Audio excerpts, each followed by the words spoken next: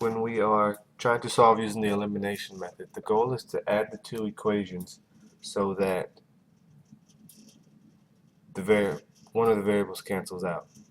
And the way we do that is we manipulate the equation so that the coefficients of the same variables are opposites.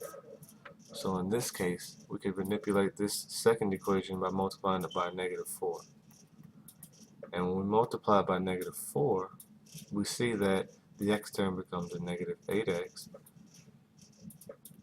and we have plus 12y equals 36. And we bring the first equation along because we do not have to manipulate it, because as you can see, the x variables have opposite signs now. And what happens is we can cancel out when we add these two equations. So this is going to go as 21y equals 21, and we divide both sides by 21, and y equals 1. Next we have to solve for x. We can do that by substituting the y into either one of the equations. So I'll just pick the first one. So it's going to be 8x plus 9 times 1 equals -15.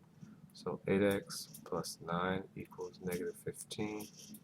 Subtract 9 on both sides. That's going to give us 8x equals -24.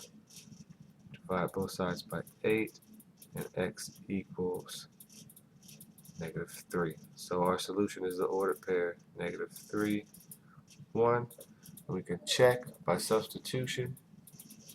8 times -3 will give us a -24, and 9 times 1 give us 9. So -24 plus 9 is -15. You could also check it and it would work in the second equation.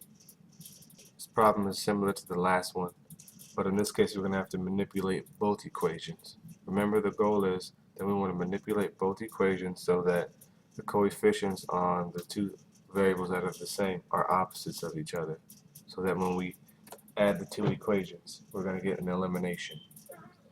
So in this case we would multiply the first equation by 5. If you just do a quick check, if we're trying to eliminate the x's, that means our x on the new equation is going to be the coefficient is going to be a 30x. Now we want that to be opposite here. So the opposite of 30 is -30. So we need to multiply this by -6 so that the coefficient on the resulting equation will be a -30. So now if we go ahead and multiply this through, we're going to get 30x plus 35y equals -90, and then -30x plus 18y equals +90. So when we add these two equations, we're going to get the x terms to eliminate, and that's going to give us 53y equals 0. Divide both sides by 53, and y equals 0. To solve for x, we're going to take this y value and substitute it into either one of these equations. So 6x plus 7 times 0 equals -18. 7 times 0 is 0, so that goes away. So we have 6x equals -18.